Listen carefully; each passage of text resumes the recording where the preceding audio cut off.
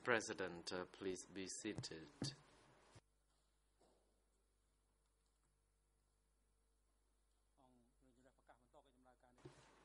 The court is now back in session.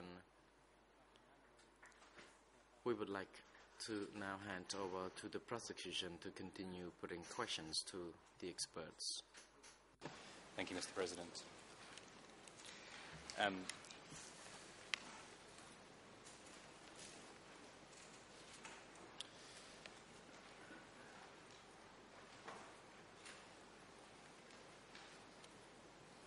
If we return briefly to the issue of deterioration in cognitive abilities,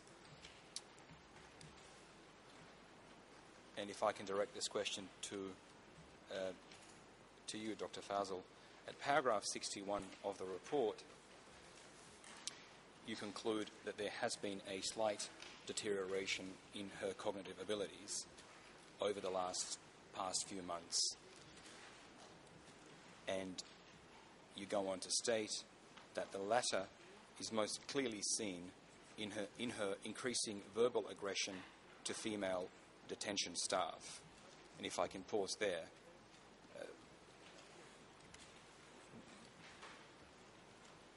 we seem to have potentially divergent explanations of this apparent phenomenon.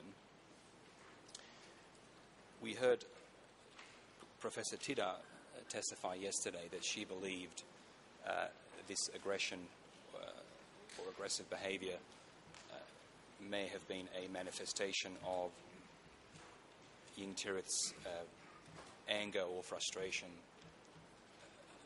at the fact of her detention.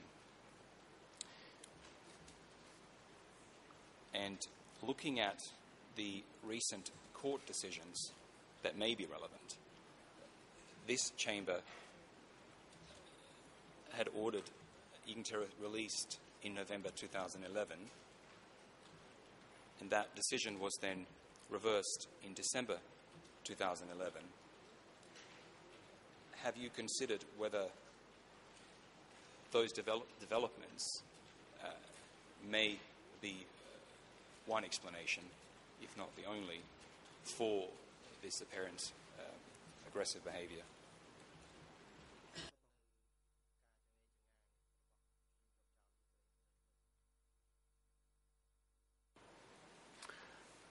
Yes, we have. I think there are two comments I would make.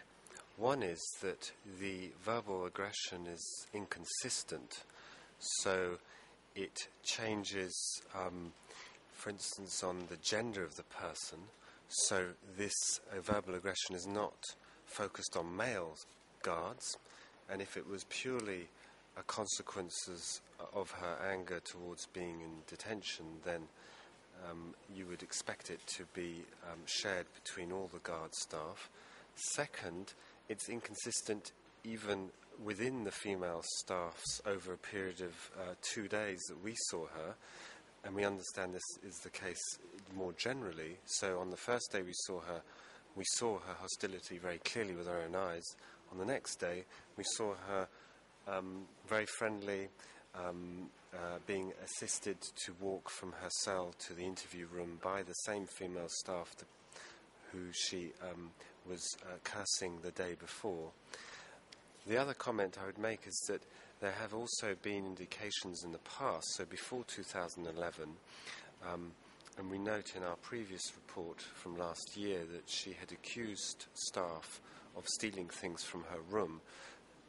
So there are signs that she's had a inconsistent relationship with staff, and we believe this is an indication of deterioration in her judgment and her control, social control, and that's one of the central cognitive abilities that we also sought to test. Thank you. The remainder of that finding in paragraph 61 was dealing with the issue of Ieng Thirith's recent urinary incontinence and her indifferent response to it.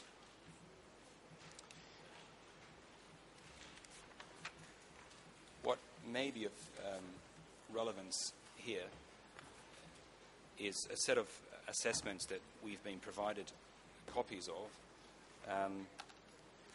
and these are, I understand, described as Barthel or modified Barthel index assessments. And looking at these, on the issue of incontinence, it would appear, and just in the interest of time, I might just quote the 3rd of May report, which was done by, I believe, a Singaporean expert.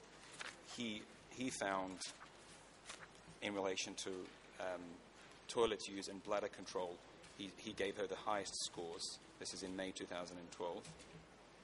She was able to use toilets independently, and she was able to control her bladder. And we see then a change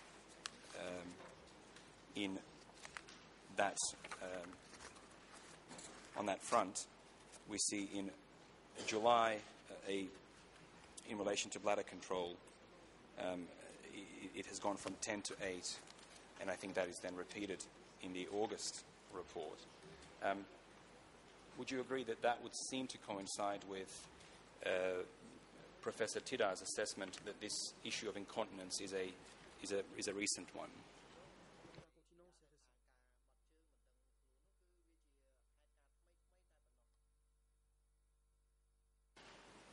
Yes, when we spoke to individuals involved in the care of Ieng Thirith, I think they made it clear that it was something that had become obvious to them over the last month. And one account that you've provided of how Ieng Thirith dealt with the issue was at paragraph 44 of your report, where Mr. Nguyen, who I believe is one of the therapists, had essentially challenged or questioned Ieng Thirith about wetting her bed, and the explanation she gave was that someone had poured water on the bed. Is it not possible that this particular explanation is one that an individual may give simply out of shame or embarrassment? Yes, and we've stated a number of occasions that people try and maintain a social front, and that is sometimes something which appears on first interview, but once you look and examine more closely, you see that that's purely just a social front.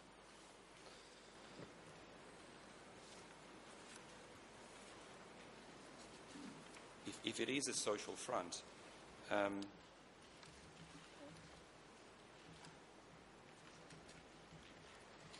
would it be fair to say that perhaps there may be other explanations other than her indifferent response to it?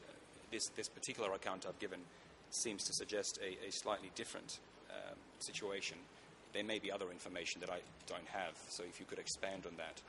It would seem that if one is denying this fact, that perhaps that is not evidence of indifference. There may be other facts that you can share with us. I'm going to ask Professor Campbell to respond to that.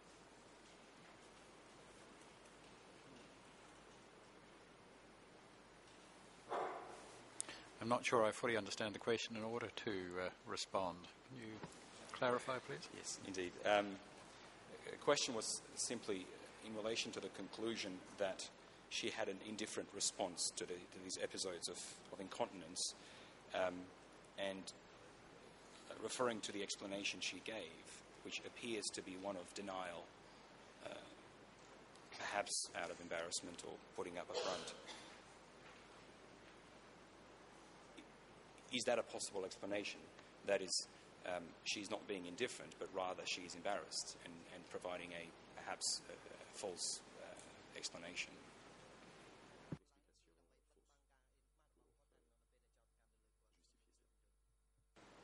I think it's more likely that, for example, the incontinence occurred overnight, she wakes with it. It may well be embarrassment, or it may well be that she actually forgets that she's been incontinent and not aware of it. Do we have other evidence of her indifference, or do I take it that the main evidence would be the fact that she has remained in bed?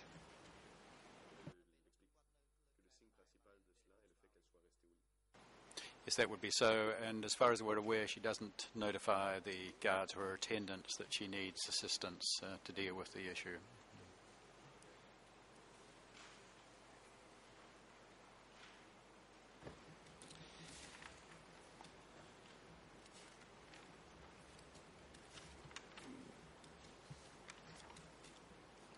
Now, moving on to the issues of further treatment, and perhaps Professor Campbell, this might be in your area, but I'm happy for any of the experts to comment.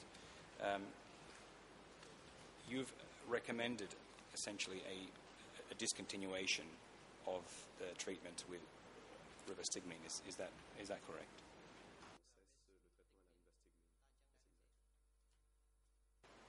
That is correct. As I've indicated, these agents only work in a certain proportion of patients, around a third. And if there is no evidence of benefit after 3 months, there is no point in continuing the medication, especially as they do have adverse effects. So this would be the normal time to evaluate to see whether the treatment should be continued.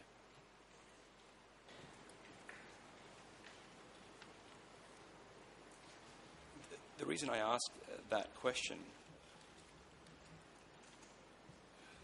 Professor, is in looking at your conclusions and doing some very basic research, we came across a study published in the New England Journal of Medicine, which you may well be aware of, where in your hands, you gentlemen are the experts.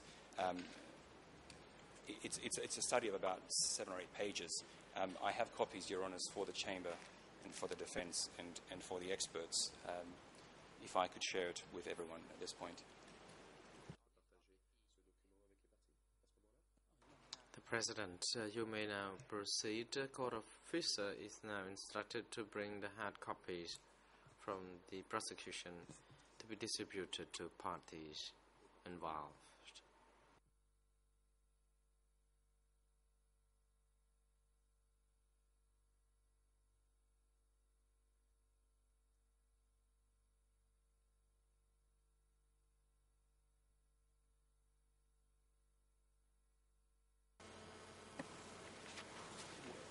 Given that it is a paper written by experts, and it may require, you may need some time to review it. The President, co-counsel for the civil party, you may now proceed first. Good morning, Mr. President. Good morning, everyone. As parties to these proceedings, we would also wish to receive a copy of the document that has been provided to all other parties. Thank you. The President, indeed, he asked that the copies be allowed to distribute to parties, and the Chamber already ruled on that, so please make sure that everyone gets a copy. Thank you, Mr. President, and I understand we're providing a copy presently. This study, if I can attempt to summarise it, and it may well be appropriate for you to consider it during the break and give us your views after lunch, with the President's permission. It was a study of a sample size of 430 patients, and it was essentially looking at participants, or eligible participants were people who had met standardized clinical criteria for probable or possible moderate or severe Alzheimer's disease, had been prescribed donepezil continuously for at least 3 months, and essentially had a score between 5 and 13 on the standardized MMSE test, looking at page 894. The study seems to conclude that, and this is on the very first page of the article, in patients with moderate or severe Alzheimer's disease, continued treatment with donepezil was associated with cognitive benefits that exceeded the minimum clinically important difference and with significant functional benefits over the course of 12 months. The patients had essentially received the treatment for a period of 52 weeks. Well, let me ask you first whether you're familiar with this particular study.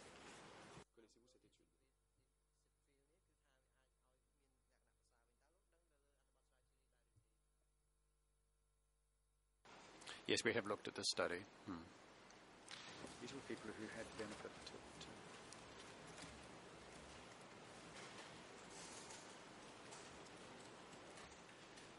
What's of interest is in the part dealing with study design and participants, this is on the second page, is that this study was administered to patients whose prescribing clinicians were already considering a change, effectively stopping donepezil, which appears to be a situation very similar to the case of Ieng Thirith.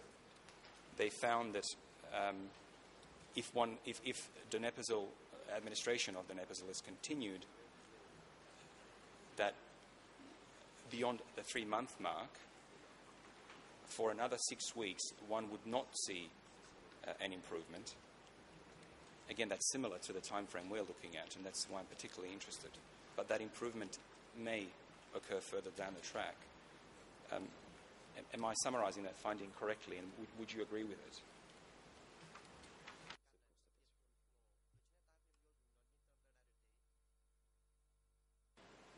It is a difficult area because if one looks at how these drugs work, there is no good reason why there should be improvement at 6 months, if not at 3 months. I mean, what is happening in Alzheimer's is that there is a lot of nerve cells, particularly those that use acetylcholine as the neurotransmitter. What the drug does is slow down the breakdown of the acetylcholine, and that effect would be fully evident at the 3 months.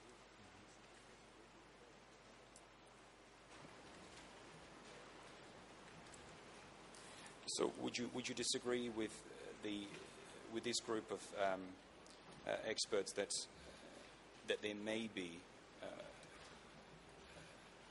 functional benefits or cognitive improvements if one were to continue administering donepezil or an equivalent for an extra 6 or 12 months, the latter being the case in this study?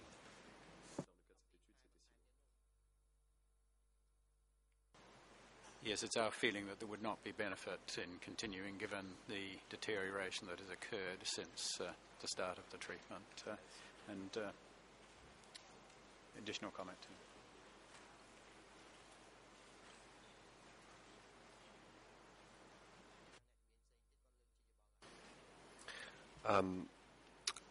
I think the study is an important study. It's done very well. It's a randomized clinical trial, so it's one of the sort of gold standard approach to studying the effects of medication. I'll just make a couple of points. One is that the improvement that they found, I think, but we might need to check this, is 2 points on the mini-mental state examination. Of course, what we're saying is that an improvement of that magnitude will not be sufficient to assist Ieng Thirith in meeting some of these criteria. The other thing we would say is that we based our evidence on rivastigmine specifically, and these drugs probably have slightly different effects over time. And the evidence on rivastigmine is a review of all these randomized trials that was published in 2009 called the Cochrane Review. And we cite it in one of the documents that you will have received previously in response to some questions that the trial chamber asked of us. And in that collection of all the randomized evidence for rivastigmine, the evidence was, the current evidence base suggests 3 months is a point at which you will see progress and not necessarily beyond. What this study is saying is that even if you assume, which I think is an assumption, that these medications act in similar ways, you will get a 2-point increase in the mini-mental state. How has Ieng Thirith coped with rivastigmine, with its administration? Has it caused adverse effects?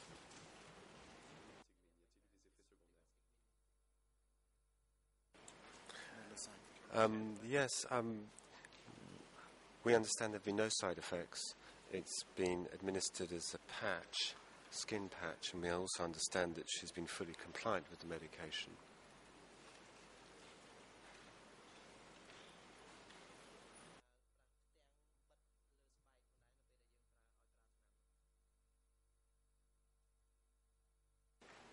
The most common adverse effect is the nausea and vomiting, which she experienced with donepezil because it was started at too high a dose. She's not had that with rivastigmine.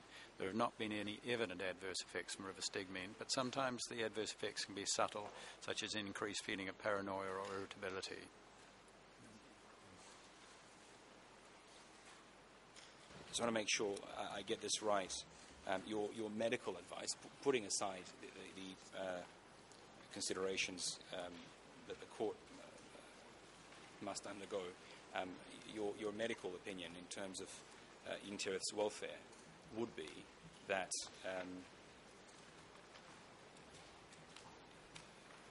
rivastigmine should not be continued, and in that it simply will not provide her with appreciable cognitive benefits.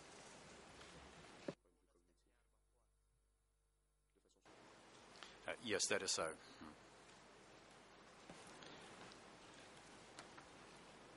In terms of other forms of treatment that Ieng Thirith is currently receiving, you commented, I believe this may be in your February report, you looked at the current level of supervision of treatment. If rivastigmine is now discontinued, what other treatment would need to continue given her other overall medical state, and what supervision would be required?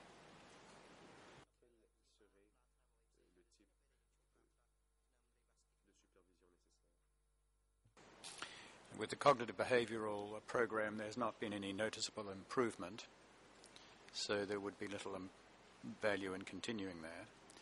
With the discontinuation of the rivastigmine, as with the other agents, if there is a sudden deterioration after stopping, then the agent can be restarted.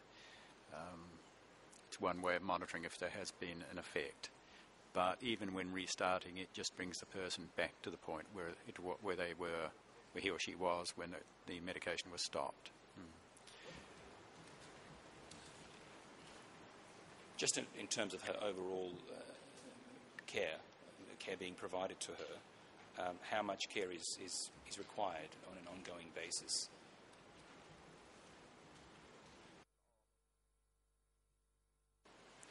Because of her increasing inability to care for herself, she will need ongoing support, probably nursing support, for example, with her dressing and with assistance with daily living activities. Given her functional impairment, we do not feel that she's in a position where she would be able to live independently without that assistance. And generally, more broadly perhaps, not looking specifically at Ieng Thirith, where would you normally recommend that such continued care and treatment be provided?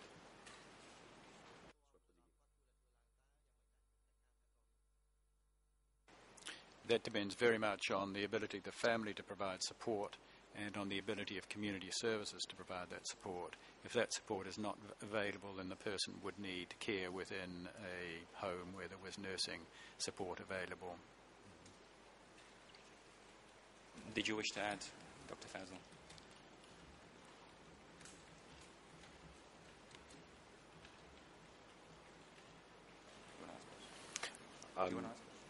Yeah, it was my impression that there would need to be some form of support. It doesn't necessarily have to be specialist nursing support, but some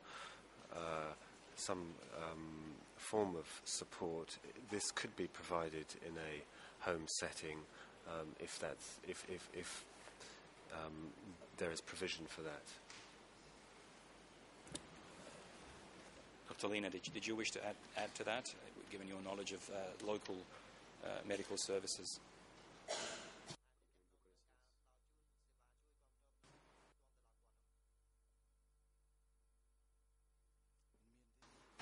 Response, I have no further comment to add. I fully concur with what has been said by my colleagues.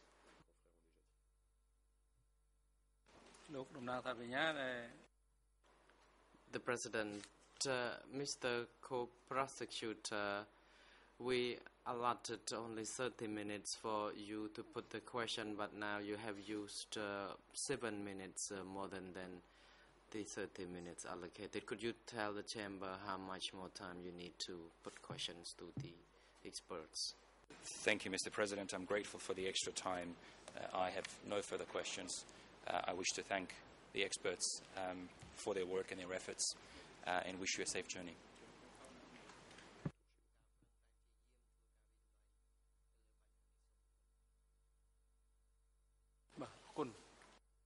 The President, thank you. Next, we would like to hand over to the lead co-lawyers for the civil parties to put some questions to the experts if they would wish to do so. Counsel Pick Ang. Good morning, Mr. President. Good morning, Your Honors, and very good morning to professors. My first question to the international experts is, how often have you visited Cambodia so far?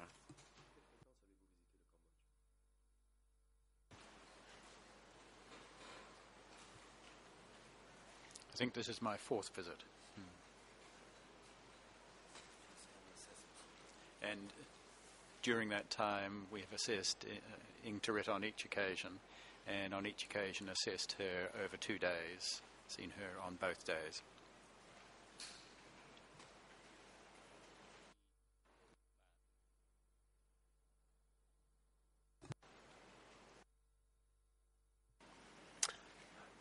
This is my 3rd visit, but I've assessed Ieng Thirith on 2 occasions, and on those 2 occasions it was over 2 days each time. So in total I saw her on 6 separate interviews over a period of 4 days on 2 visits.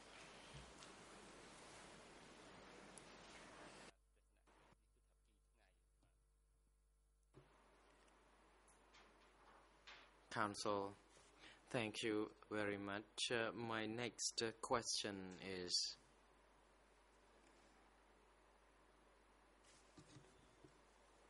before you conducted these assessments on the patient, to what extent is your knowledge about the culture, Cambodian culture, in particular toward women?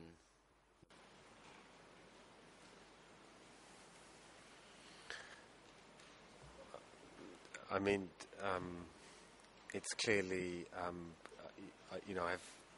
I haven't interviewed a Cambodian patient before, or a Cambodian person with cognitive impairment before, so clearly I'm limited in that respect. in terms of Cambodian culture, I'm not sure exactly what you mean. I happened to have visited the country previously as a tourist some years ago, and I read about the country's history and culture at the time, but I would never imagine to think I'm an expert in any way about cultural issues.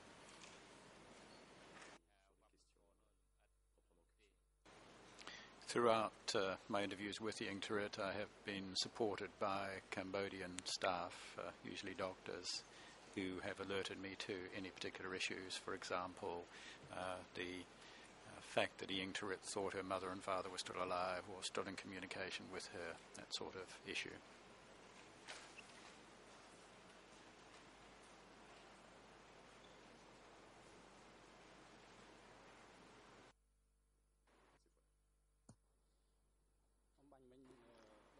Council, Professor Campbell just stated that he was assisted by Cambodian staff on how to treat Mrs. Ieng Thirith culturally.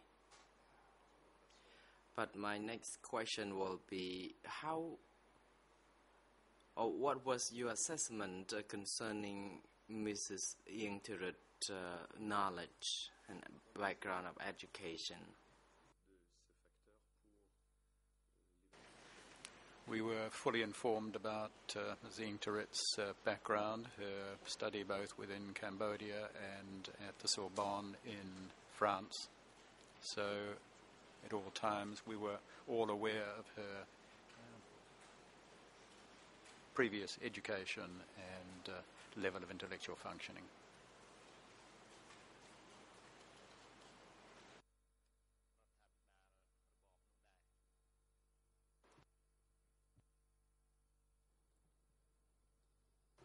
Council.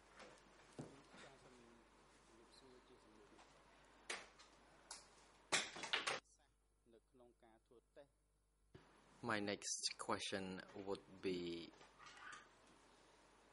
about your methodology in administering the tests on Mrs. Ieng Thirith. How many times had Mrs. Ieng Thirith been administered? How many times were the tests been administered to her?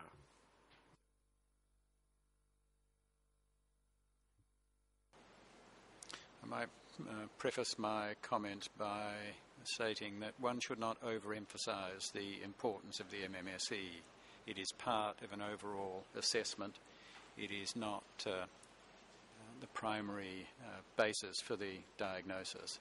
In terms of administering the tests, it has been administered certainly each time I have seen her, and when I have seen her twice, on each occasion, I have commonly administered the test on both days to determine whether there is consistency. Professor may wish to comment on frequency with which he has administered the test.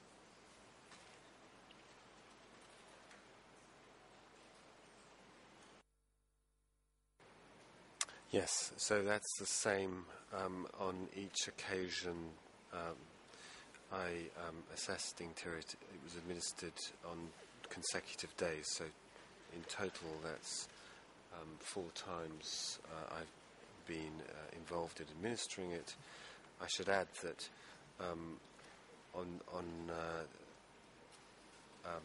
the first 2 occasions it was actually administered by my Cambodian colleagues, and on this particular occasion when we interviewed her, it was jointly administered by myself and Dr. Lena. So it hasn't been solely administered by me on any one occasion. On any occasion, it's always been either administered by my psychiatric colleagues, or in combination with them.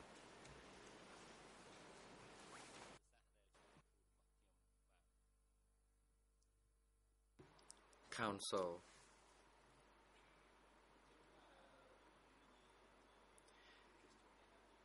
Is it fair to say then that the questions in the MSE were repeated although the tests were administered on different time at different times? Yes, that is so, and we've used the MMSE consistently to determine if there is change over time. As I indicated previously, on my early visits I did try some other tests of cognitive function, for example the frontal lobe battery test and the Montreal study, but she was unable to cooperate with those tests.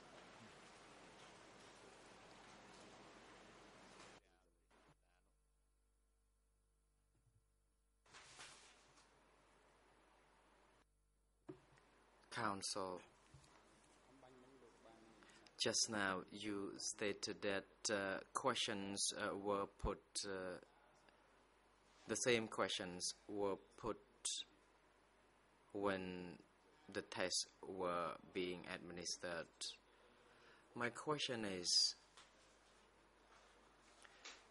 did these repetitive questions impact on the responses Mrs. Ieng Thirith made? By doing so, did you believe that Mrs. Ieng Thirith could have guessed the questions and responses? If she had learnt from the repeated questioning, one would have expected an improvement in her score, but there was no improvement in her score. I think it's also important to recognise that there are quite long gaps between the administrations of the tests, apart from those done on consecutive days.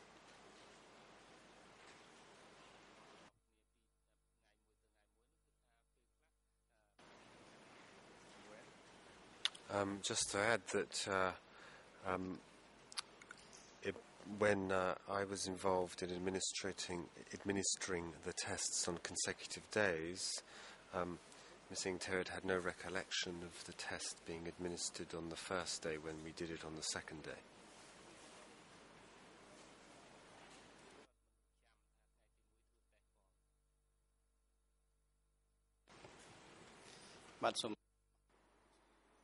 Counsel, thank you very much for your response. Just now, if I got it correctly, and Professor Campbell said if she could respond to the repeated question, then she would have scored more.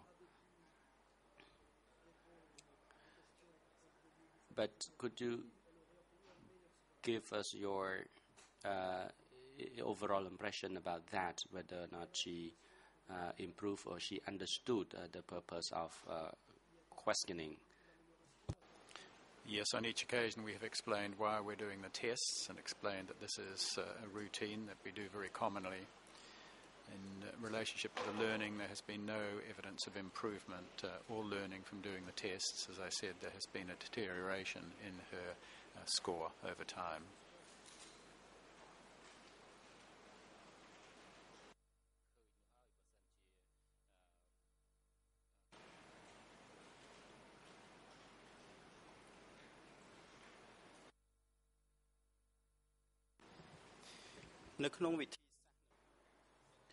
In your test methodology,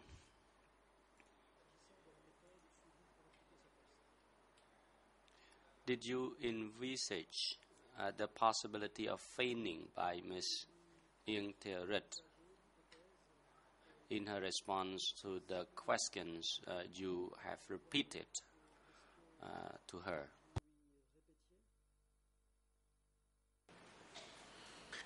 Yes, we did consider this, and as we've said previously, we do not think this was a possibility. The answers to the questions are consistent with information we gathered from other sources and at other stages of the interview when she was not being tested.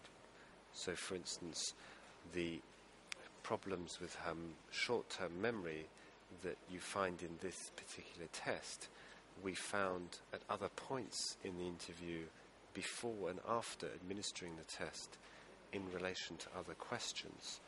So really what we're saying is that there's a pattern here which is consistent irrespective of what test you use and when you use it. And this consistency is also when she speaks to other people at other times, in other situations when she is not being formally assessed.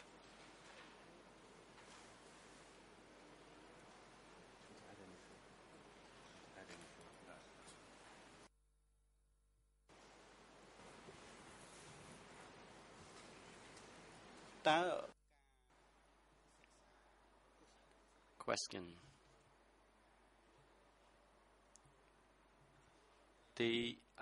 Considering the educational background Ms. Ieng Thirith obtained, as well as her high-profile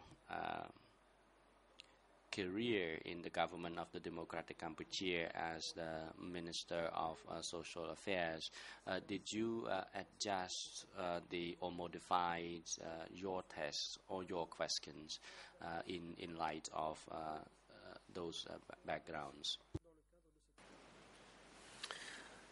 No, the only minor modification, if you like, is that one of the questions in the mini mental state examination is you spell a word backwards.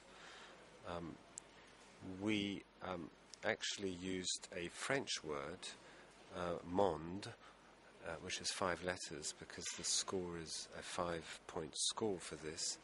And she was able to spell it forwards, but not able to spell it backwards. So we felt that was a more, an equivalent question to the English version of the test, which asks, can you spell the word world, W-O-R-L-D, backwards? So that's the only modification we made, and that's, of course, consistent with the guidelines in using this instrument, the international guidelines.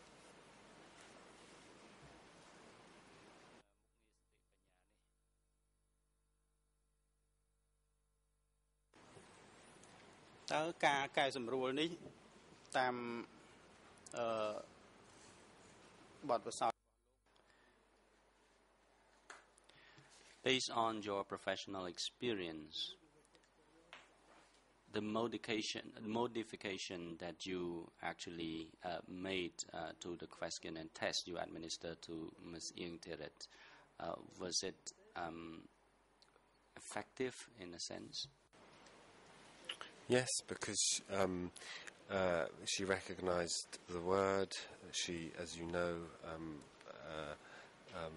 has some fluency in French, and she was able to spell it forwards. And this modification is consistent with guidelines.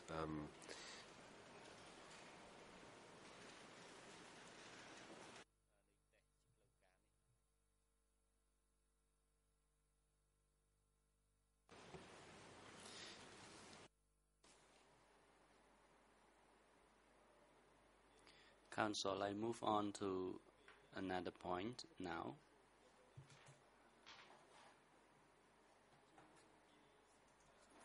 When you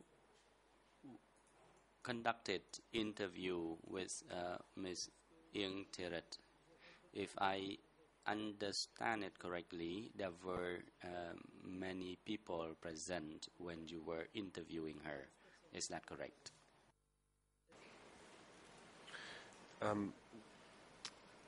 Yes, there were usually a translator was present, and members of the assessing medical team were present. So usually there was more than 2 people present.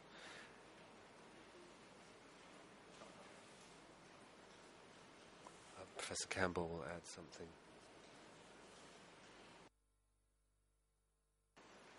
we were very aware of the need to ensure that this was not too imposing a group that were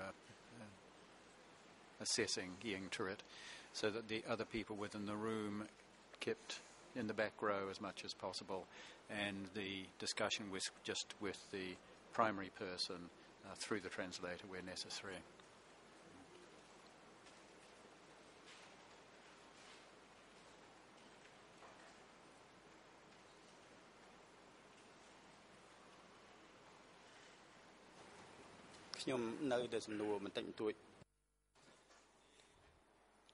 Council, I only have a few minor questions to our experts, and then I will hand it over to my esteemed colleagues, Madame Elizabeth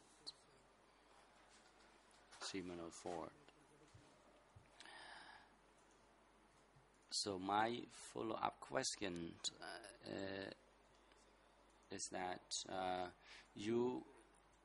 did you observe any difference when there were the presence of several peoples in the room, particularly they were all male people, and do you think that this in any way affected the response by Ms. Ieng Thirith?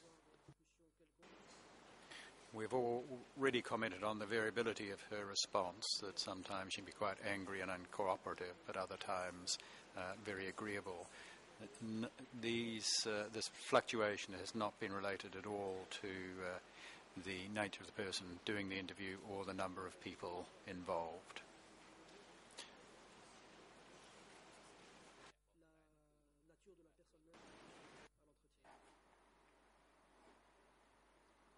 Dr. Hudlina, I would like to add to my colleague in response to this question. Actually, there were several people during the interview. In the last times, there were 4 experts and an interpreter, so 5 of us were there. But before we started our interview, we introduced ourselves and we established rapport with her, and she was smiling toward us. She expressed her welcomes. For example, she asked the women guard to bring in the chair for us to sit. So what I am trying to say here is that she was not uncomfortable when there were several people present during that interview. And in the process of the interview, we actually started from the very beginning that we had to establish rapport, as Professor Joktida said yesterday. That was the first important impression we had to have before the person. And in addition, the psychiatric experts were different from many other physicians, for example, cardio physician and others. As a psychiatrist, it took us times in order to establish a rapport with the patient or the interviewee. And in addition, we have to ensure that the interviewee or the patient was in a relaxed mood before we proceed. And to do that, we had to introduce ourselves, we had to explain to her the reason why we are here, as what Professor Joktida said yesterday. And in addition, we had, as part of the qualification of the psychiatrist, they have to learn how to behave themselves when they are in contact with the patient, how to pay attention to the patient, and we must not in any way express our attitude that may be disturbing to her. For example, we cannot move around back and forth, or when we are sitting, we pick up the phones, or we scratch our head, or we express any gesture that may disrupt the interview. We may not laugh during the interview. In other words, we have to behave very properly in order to ensure that the patient views us as somebody who are attentive to what she says. So these kinds of specialized field is the qualification that all psychiatrists must have, and that makes psychiatrists different from other medical physicians.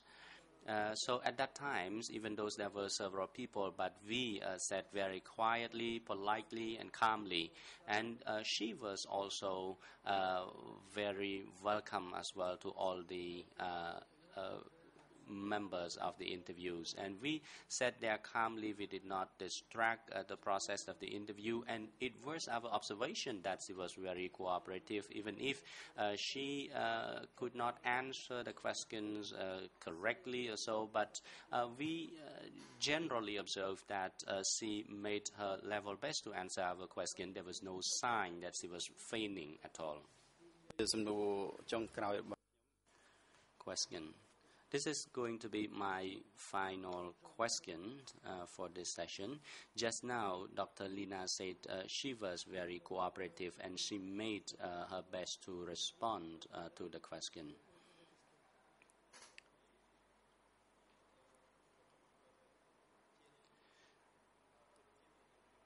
I would like to know whether or not there was any difference between the effort to establish a relationship or rapport with the patient between the Cambodian doctor and the foreign doctor. Did you see any difference in establishing this rapport?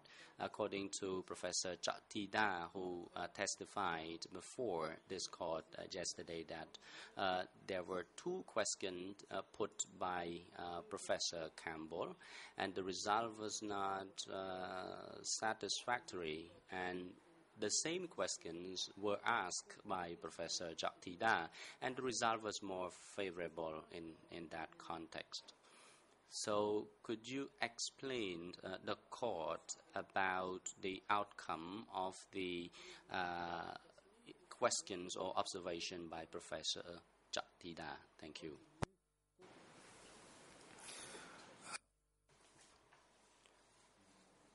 Dr. Hut Lina. We have encountered this problem once in a while. Even if I am a Cambodian doctor, I ask her. And before me there was another medical doctor, Mr. Ka Chun Lee. He asked her, and she responded to him.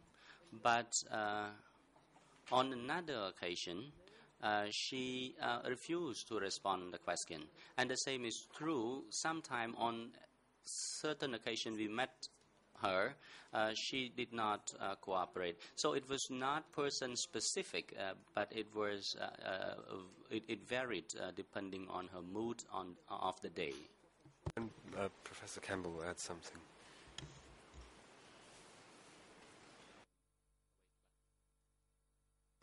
Just comment very briefly that I've certainly observed no change when she is dealing with me through an interpreter or through directly with a Cambodian doctor.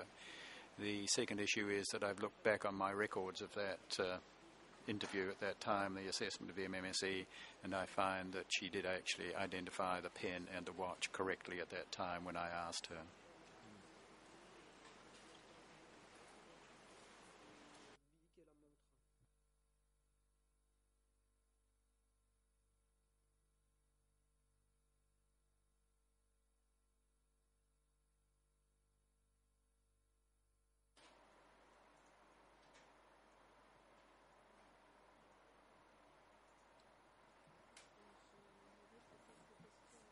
I have a few quick questions. We all know that what is happening today will have consequences on the procedure that we follow, and it's very important for everybody. What I'm concerned about is that we should fully understand the decisions consequent upon what you say, but also that the civil parties and the victims and the public in Cambodia understand what's going to be decided as a result of what is happening here. So I apologize in advance if you find my questions a little over-insistent, a little over-detailed, but in any case there are very few of these questions. So the first, which is directed to you all, is that you have told us that it's not possible to change the questions in this famous mini-mental test outside international guidelines that do allow for slight changes. Could you very quickly explain to us why it's so important not to change those questions?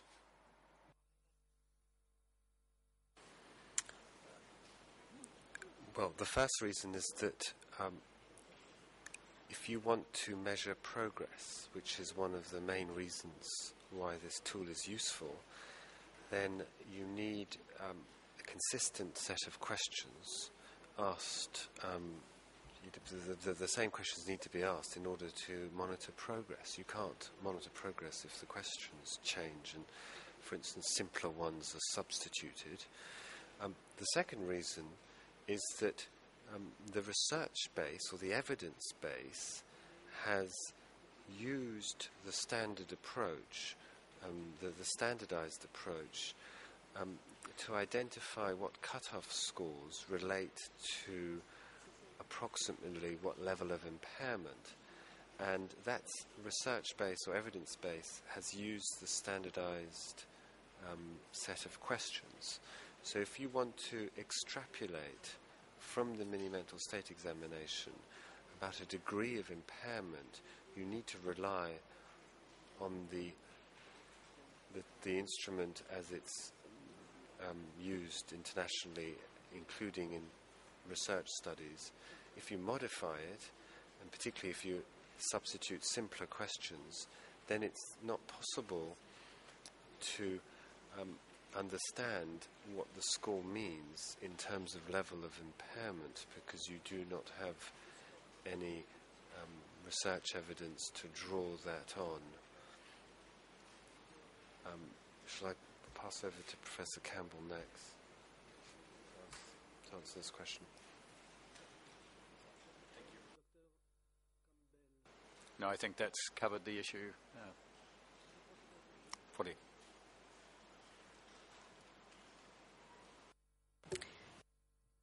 Thank you.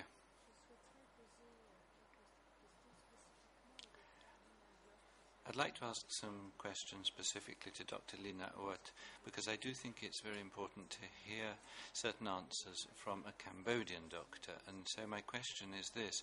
Doctor, have you yourself used this test for Cambodian patients?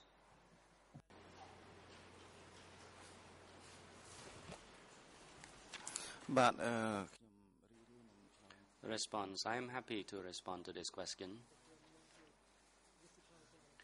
I would like to divide it into two different situations.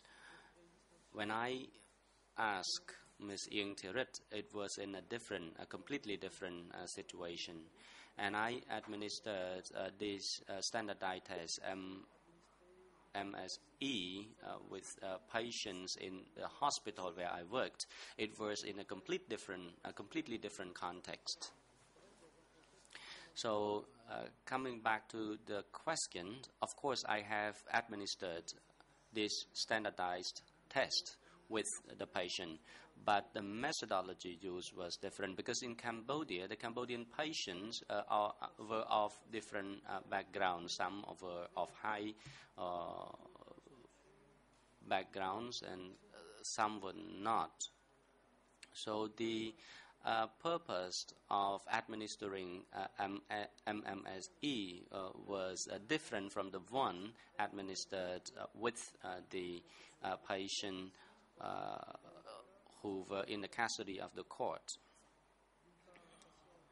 In the domestic hospitals, we administered this test, and it was not difficult to administer this test at all because of the history of the people who have known her, we could ask the questions to those people who were close to her. For example, their children or their relatives who were taking care of them.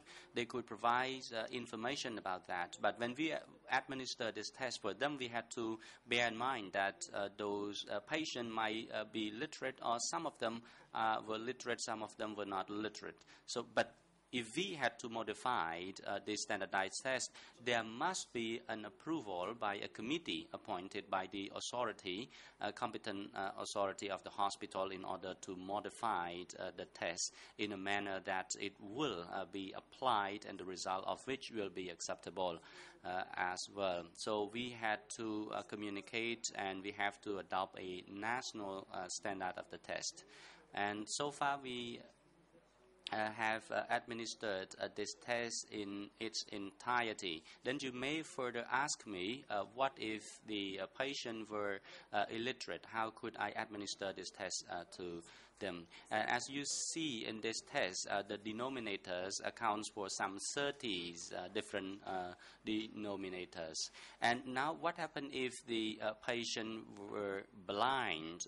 What could we do? So we have to reduce certain questions that may not be applicable to certain patients. For example, if they were blind, then we will have to strike out certain questions, so the denominators remain only 28. So we had to observe this on a case-by-case basis. And as my colleagues mentioned from the beginning, MSE was not the only tool to have the proper diagnosis of dementia and other similar diseases. With people at the advanced age, for example, in their 80s or so, we did not even have to administer the test sometimes, and we can only get the information from their relatives who knows that the person was suffering from forgetfulness or a serious forgetfulness or so.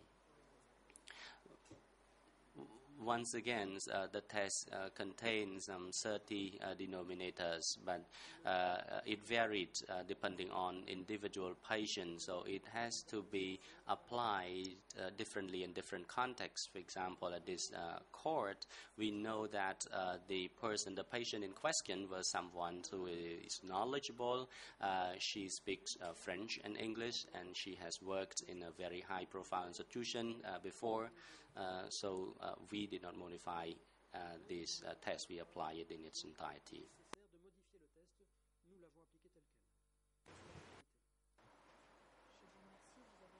Thank you.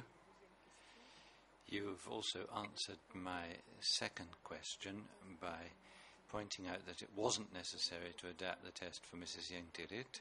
Third question, can you briefly confirm that there were no language difficulties in Khmer when it came to translating the different terms used in the test?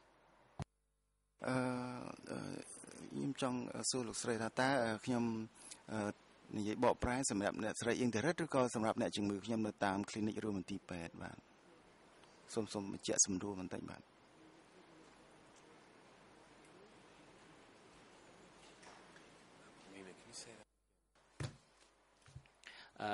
I'm sorry, can I ask you for... Fonctionnait pas. Merci. I would be grateful if you could repeat your answer, because I think we had a problem with the interpretation coming through. Response. When you asked about interpreting, were you referring to the communication between my clients outside this courtroom setting, or referring to Mrs. Ieng Thirith in particular?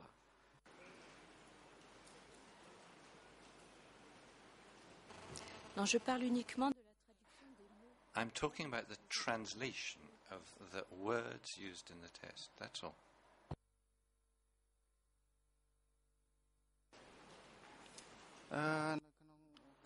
Response. In the test we gave to Mrs. Ieng Thirith, we had no problem with the translation of the terms.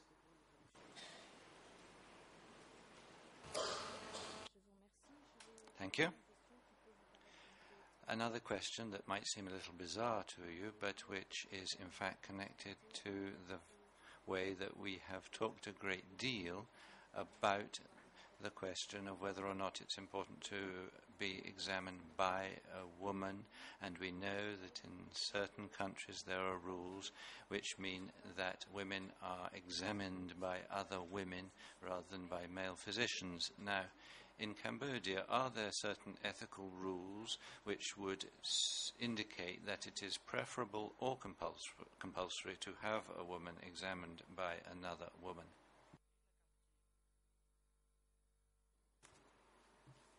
Response. This is a very good question indeed, and I am so happy to respond to it as well. Indeed, there is no such rule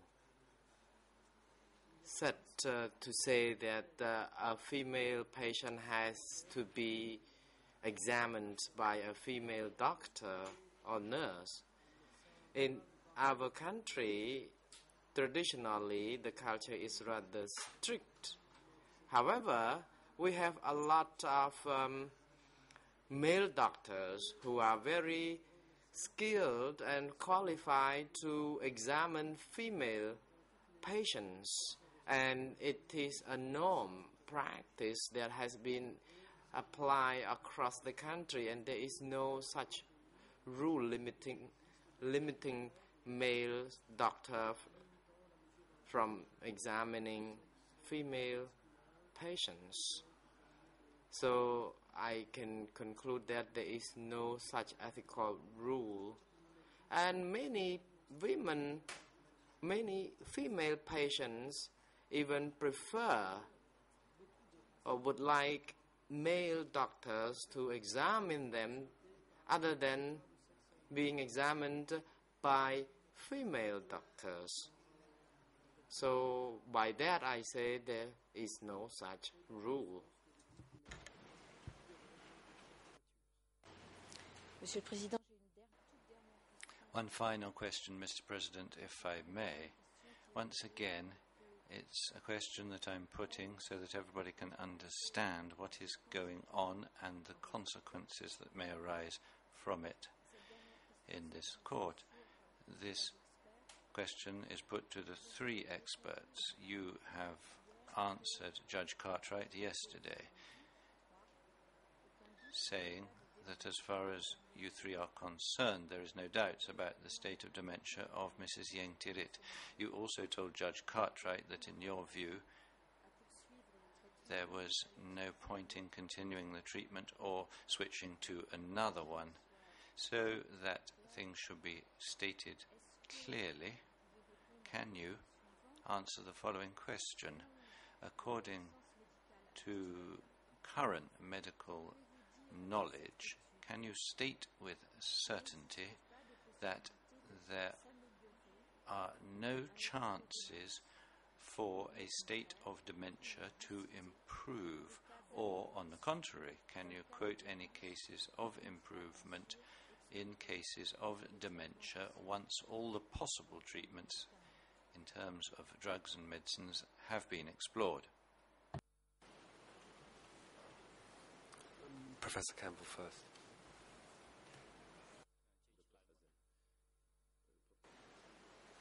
I'm aware of no such cases. We have explored the possibilities here, and there's been no improvement.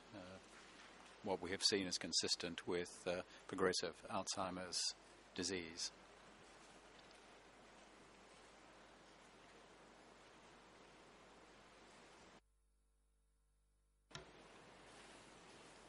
I concur with that. I'm not aware of any cases of improvement of people with a clear diagnosis of dementia where they have excluded all other causes. Of course, it's important to exclude other possible causes first, and once those have been excluded, then a diagnosis can be confirmed.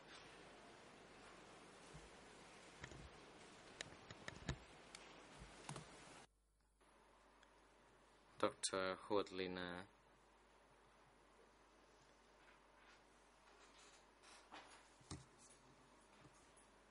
I wish to add that, first of all, I fully concur with the statements made by my colleagues that currently there is no possibility that such illness could be improved. However, I learned from the Khmer rendition to be not the exact term from Alzheimer, because it was rendered as a different kind of disease. So please stick to Alzheimer, which could be interpreted as Wong Wing Wong Wan. That's all from me.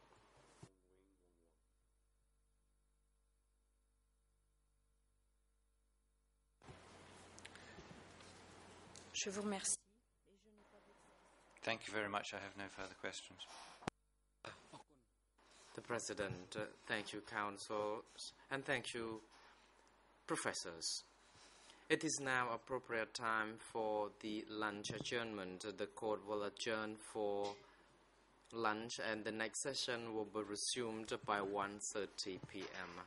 Court officer is now instructed to assist the three experts during the break and have them returned to the courtroom by 1:30.